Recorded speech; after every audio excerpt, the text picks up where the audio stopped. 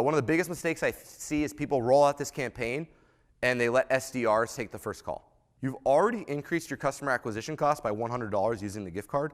Do not route gift card leads when you start this campaign to SDRs. It took me 6 months to monetize this. 6 months. One of, I think, the strengths of directive is I'm willing to lose money longer than others for things I believe in. And I just kept doing it. We didn't monetize this for 6 months, and I didn't pause it. Many of you give our campaign 6 weeks. Tough love. And I know you don't have as much freedom because you're not the boss, blah, blah, blah. I get it. But sometimes things take time. There's not that many good ideas, guys. There's not that many good ideas. This works. It just does take time. Your sales process might need to change a little bit. Your sales team might not be ready for it. You might not have a good enough deck. Like right now, for example, if you send someone a lead, you never want to be codependent on how good the SDR is, but instead of how good your sales enablement is.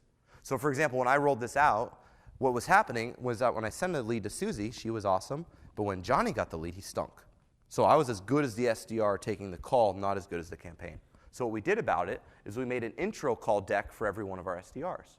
So they all were selling from the same deck, and then I could create a feedback loop around how good the deck was instead of how good the SDR was to then get the life cycle stages up. So I'm always trying to remove variables that decrease my control while still empowering my team. I want to make sure I can monetize my efforts. So we use the intro call deck, and then that standardized and essentially raised the floor of our sales org to be able to monetize the campaigns.